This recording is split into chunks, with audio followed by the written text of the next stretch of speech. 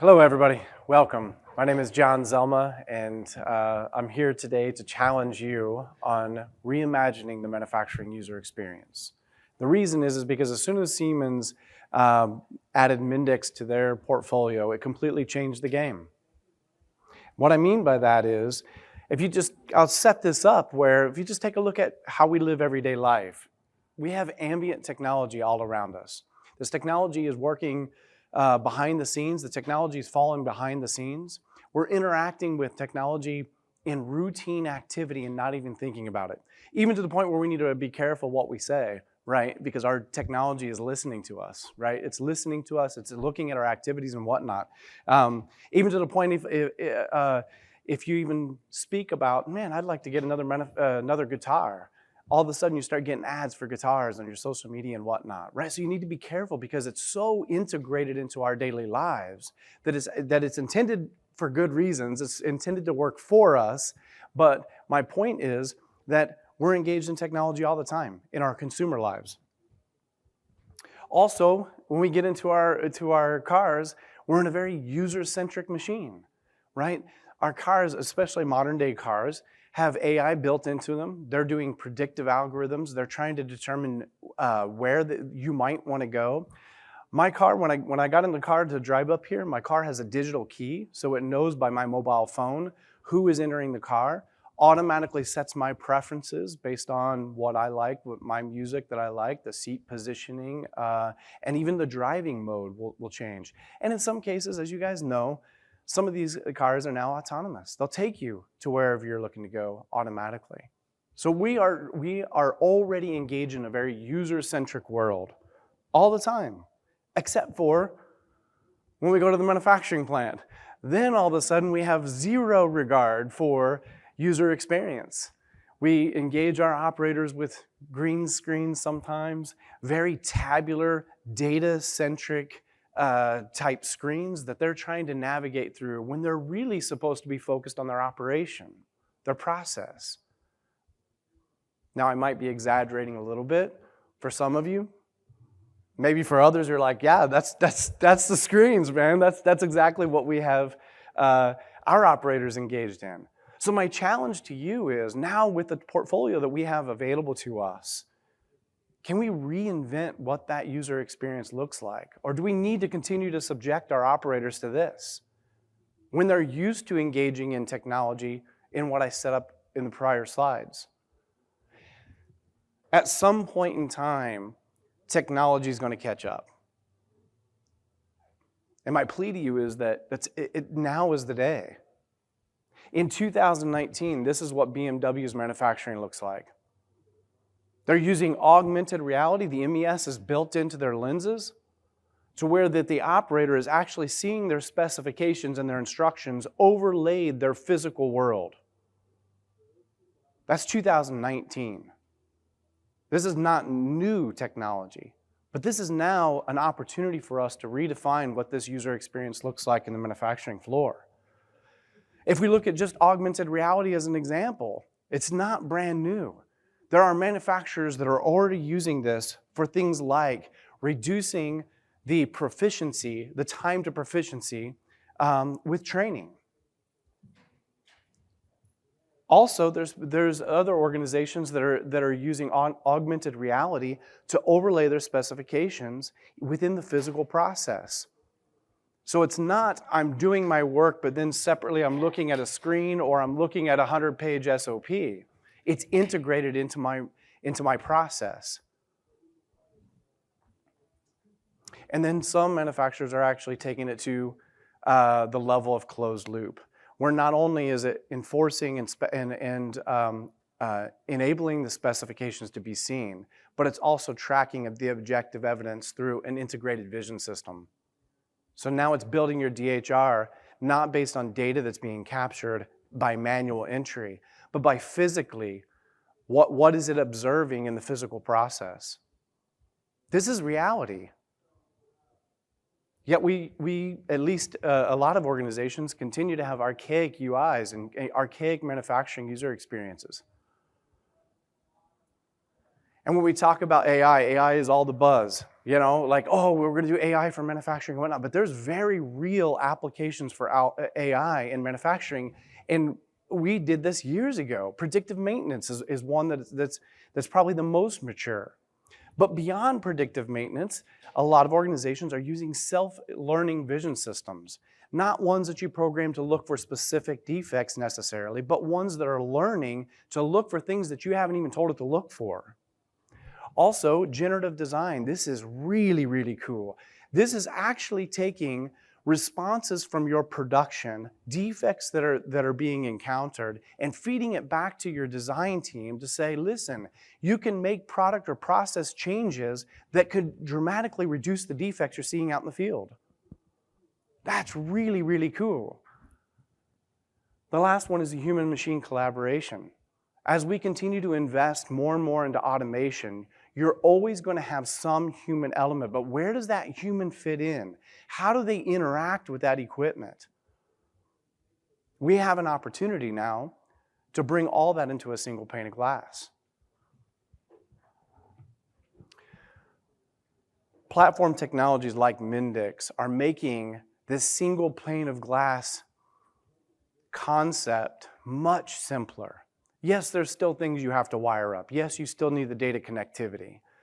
But you can move much, much quicker to provide that enhanced user experience. It allows the platform to take care of the hard stuff and allows you to focus on what is this user experience that I need, not across my entire application, but even for this specific operation. You can make a template for each one of the operations or different process types to make sure that you're meeting the operator where they're at. Providing the technology in a way that it's actually integrated into their process. Let's just look at an example. As I stated, users are now demanding that technology works the way that they work. This is the modern workforce. This isn't the old days where we just took what was given to us and we're using Lotus notes on the production floor, right? It's just not, it's not the same workforce. It's a workforce that has never known a situation where they're slave to technology. They're used to getting into cars and the cars are predicting where they're going to go and what settings need to be set for that particular user. They're used to having voice commands to technology and that technology responds to them. So we need to adapt in the manufacturing world to provide them a similar experience in production so that they can be most effective in their manufacturing process. So just as an example, this may not meet all of your particular capabilities, but this is a conceptual challenge to you to say, let's rethink how we present data and how we collect data from the operator, how we're interacting with them with the different technologies that we're bringing into our manufacturing process. And you can see this wireframe is a very minimalistic view. It's not overpopulating data just to have data sitting there in front of them. Now, there's not one size fits all. What Mendix allows us to do is create many, many templates for the different operations or different segments of the process to say, hey, for that particular operation, it needs to be a little unique. There needs to be something special, something catered to for that particular manufacturing process. And you have that capability to do it. But also, you can start to already plan for how are you going to introduce AI? Not just as a buzzword, but like a real value case.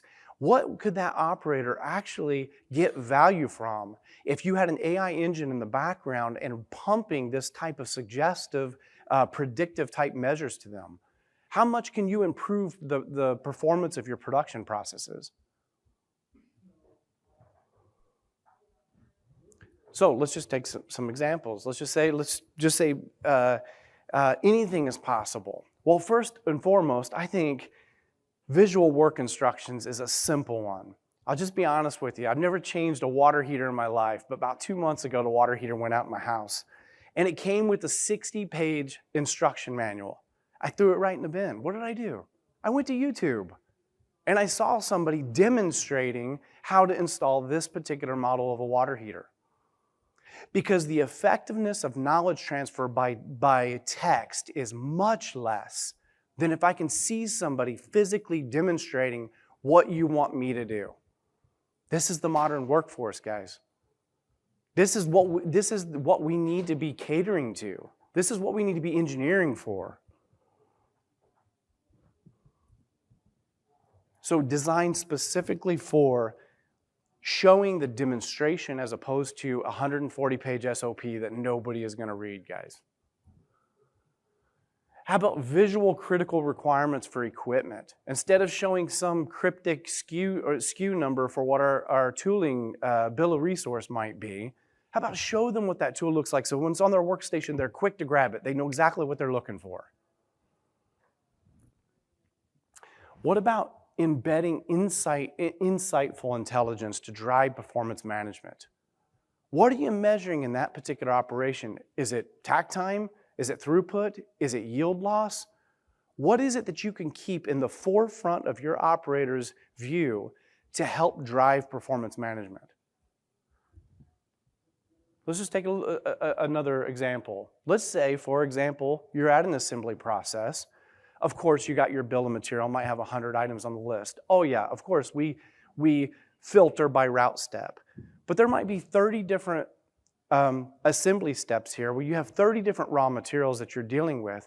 But in a discrete assembly step, you're not dealing with all at once. So why would you show a list of bill of material? Instead, what about what you're doing right now? Because most of the time, if you guys are aware of a discrete assembly process, it's like I'm going to take this piece, I'm going to assemble this, and I got to do something, meet a specification. Now I'm going to take another piece, and you can see yourself going through those tasks. And at that particular time, you can be issuing the components real time, right? And having all the MES enforcements behind the scenes, expiration, capturing your objective evidence and whatnot, okay? So seeing those critical requirements could be very helpful for an operator. Again, this might not be your particular use case, but you can kind of see the concept that I'm driving here. Also, dynamically displaying commands that are only relevant to this activity. Instead of giving them a menu of 500 things that they can do, driving only what is relevant for this particular operation helps limit the scope of what the operator is focusing on. So they're focusing on the quality of the process, the quality of the product. And what about for defect tracking? What if we could give situational notifications right into the UI? Where if you're doing, for example, if you start failing and whatnot and you advance to 100% inspection, notify the operator real time. What if, even better than that, you can actually show them the driving metrics for what is causing you to increase your sampling plan, right? What are the top rejects that you're seeing? Is there a trend here? Is it something I'm doing as an operator, or is it my machine? Even better, what if we used AI to drive process correction? Say, hey, you know, we're seeing a combination of variables here. And typically when we see a combination of variables with these particular defects, this is the root cause. You might want to make a process adjustment. Okay. One last one, there is AI-generated recommendations for equipment tuning. What happens when your OEE is dropping? Do you want to just let it drop? Or do you want it to prompt the operator using AI to say, hey, you can make an adjustment to your process. Make adjustment to the equipment. For some cases, maybe time is important, embedding process timers right into the UI. Or if it's labor tracking that you want to report to your ERP, maybe that's important to you. Embedding SPC directly into the UI. Again, it's what is important for my operation at this particular point in time. That said, let's look at a real world example. You've only seen wireframes up to this point. So what you're going to see here is, it is discrete assembly is what the use case is. This is Mendix. The whole frame, the whole front end of this is Mendix. Behind the scenes, we have SCADA running for one of the use cases later on, but also we have Ops Center MES is running behind the scenes, so it's fully integrated. We're just showing the capabilities of the framework, advertising a little bit of our tools that we offer at Druve to fill some niche gaps within the manufacturing world. If you want to know more about it, come stop by our booth. Otherwise, let's jump right into the use case. So again, minimalistic view. All of this is live. This is running off of an actual, this is a demonstration right off of an Ops Center platform. We load in the material and immediately you see it's very graphical representation. You're not heavy with text. Also, as we said, the framework is Mendix, and we're embedding a lot of different capabilities, almost pockets of capabilities in here. Think of them as modules, right? We're trying to expose the user to quick contextual understanding. Now, this particular one is battery assembly, but you still have access to all that additional tabular data that you typically overwhelm your operators with, right? You have access, but it's in flyout menus. It's not bombarding the operator. It's available to them if they need to go to it. All the traditional information, orders that are, the containers for the order that you're running, the material list that you have, and even the lot details. What's the status of my lot and whatnot, okay? But again, if I'm not interested in that right now, get rid of it. Now, we also have the process timer built in. So how long have I been at this operation, doing this particular activity and whatnot? Maybe that's important to actually enforce a specification, or maybe it's an expiration or whatnot. Giving access to full view of these videos. Again, these are all configurable in MES now. So we embedded this on top, we set this on top of MES. So MES is configured to drive what videos show, what are the embedded metrics that you want to see, and what are the transactions you want to allow the operator to have access to on the single pane of glass. For those that use Op Center MES, this is probably very familiar to you. This is a traditional move-in transaction.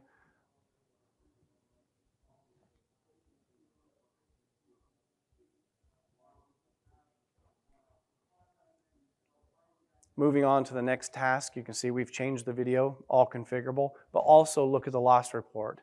Now the metrics have changed because at this particular activity that I'm doing in this next task, the metrics are different that I want to drive in front of the operator.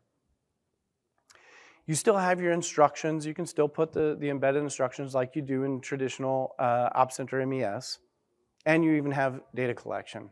Again, a flyout menu. I collect the data when I need to. When I'm not interested in collecting the data, get it out of my way.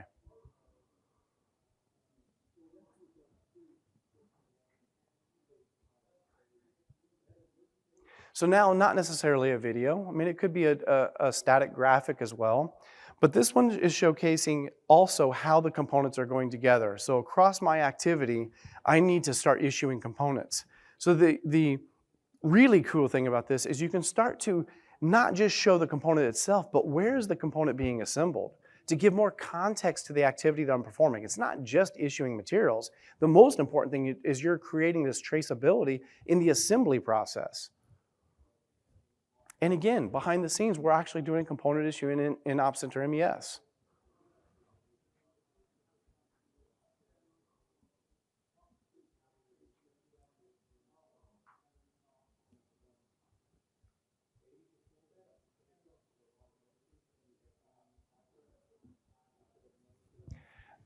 Not just the component issue that's being shown here, but also highlighting the equipment, critical equipment that needs to be used within this particular operation or this particular activity, and what are the expected transactions that can be performed. Again, minimizing the view. The whole concept here is only putting in front of the operator what they really need to see to be successful and to perform up to par.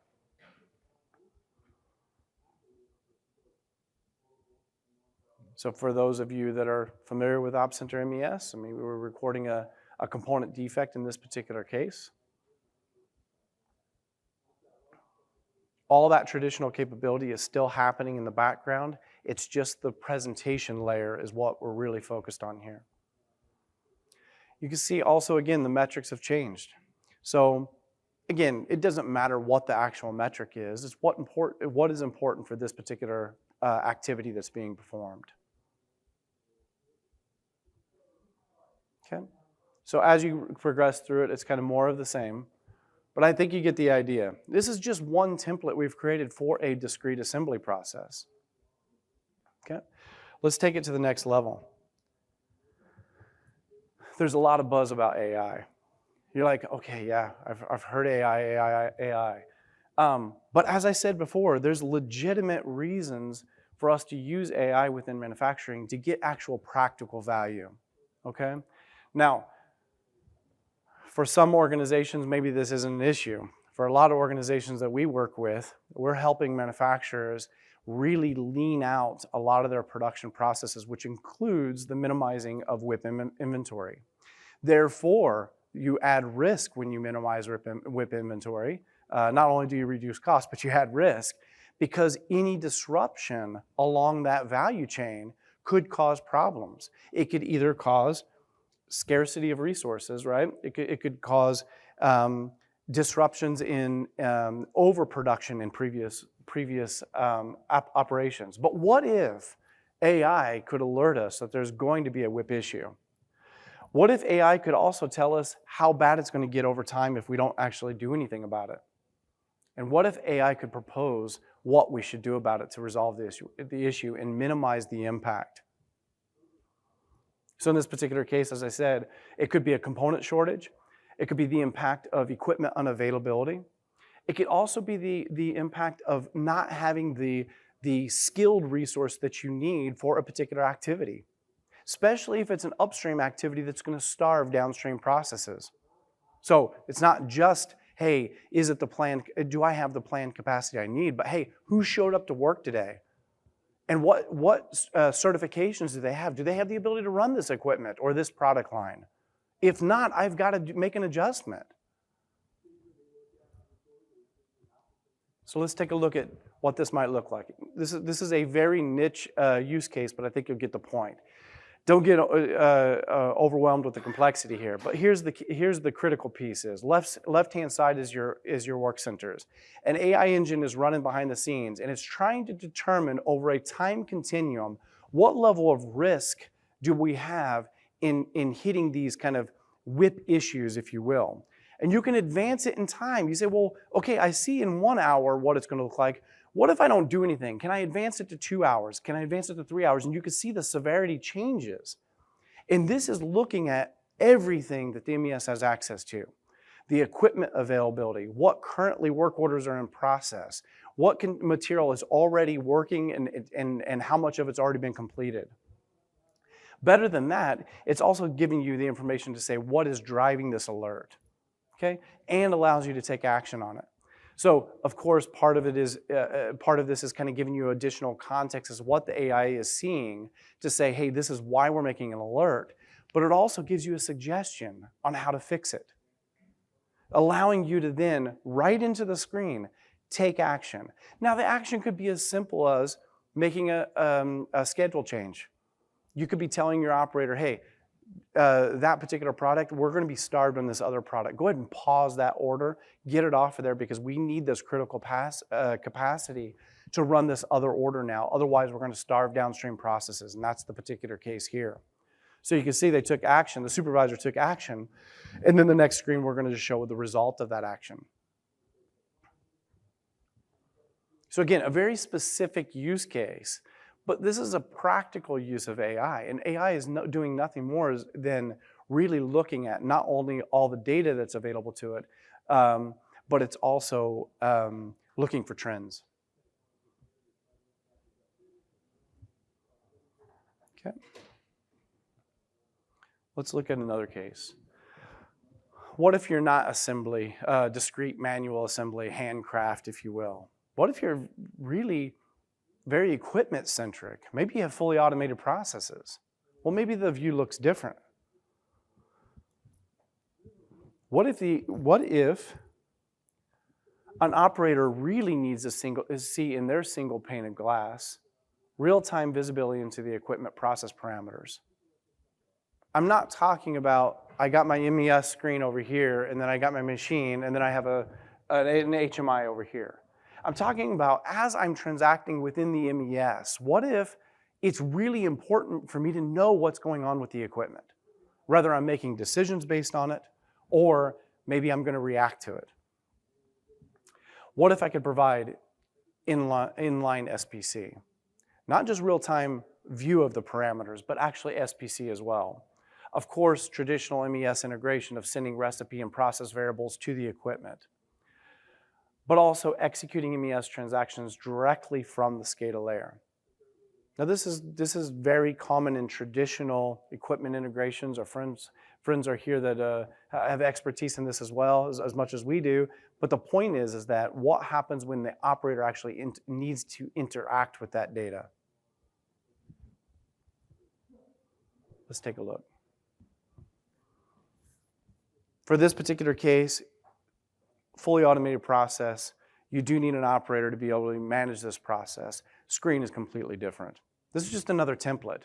But now what you're seeing, let me just give you a little bit of context here, is this is a pretty cool operation we have set up in our own office. It's a conveyor belt. You can see products sitting on there, and it's waiting for us to click the start button. These are live PLC tags you're seeing here. So once we start, you'll see we started it. It moves the box to an inspection point where a data collection is going to happen. The equipment is taking the data collection. Based on pass-fail, it restarts the conveyor, and our pick robot is going to put it in one of two bins. If the data collection came back as passed, it puts it in the bin that it just did, as you see. If the data collection was failed, it would throw it into a reject bin. Simple use case, right? But you can see the power of it was I had real-time visibility to the process parameters coming directly from the tags, right? I also had the monitoring of those particular variables over a time continuum. Of course, behind the scenes, we're setting those variables from MES and whatnot. This is also showing the power of the SCADA layer actually feeding those transactions back to MES, and it's just showing that a move out happened. So as that pick robot took that unit and put it into the next bin, it sent back to MES the move out transaction. No operator did any transactions in this particular demo. It was all ran by that equipment. But it was important for that operator to have the visibility if they needed to make a decision, interact with it, or whatever the case is. So where am I going with this, really? Let me give you just a brief overview. Try not to make this salesy.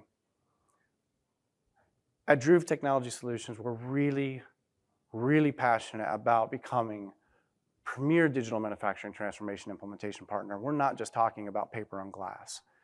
We don't really want to just take your existing custom apps and throw them into Mendix. That's not our intent.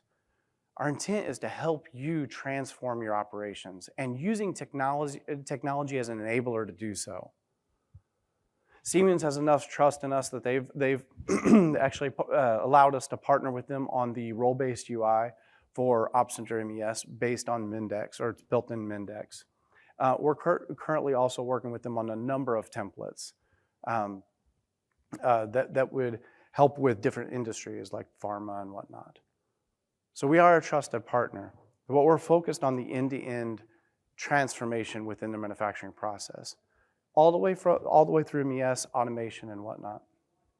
Now, specifically to talk about Mendix, because that's what this session is on, what's most important to you guys, we have 133 certified Mendix developers, so we have a lot of capacity. But more important than that, because we are also primarily manufacturing driven, we have the same amount of OpsCenter experts as well, which gives us the single largest capacity of duly experienced developers in the world of both OpsCenter MES and Mendix capability. So if you're looking to say, hey, look, I got my OpsCenter MES, but I need more user-centric type engagements with my operators, and I want to use Mendix to do it, we're your implementation partner of choice. So let me leave you with this. First, technology is no longer a barrier. We can provide a significantly improved user experience. The consumer technology that our workforce is dealing with at home, why can't they have that same type of user experience in the manufacturing world? Why can't they? Because as I said before, AI, augmented reality, increased user experience within the UI, all of that is capable. It's not far-fetched. And these reactive UI platforms like Mendix allow us to do so far easier than we were ever able to do before. Not only that, but also the way Mendix is set up, once you get kind of the wiring behind the scenes, it is intended to be something that can be rapidly deployed. So you don't need to wait for all the user requirements necessarily for day one. Get it in front of the operator, let them start trying it, and then iterate on that particular design.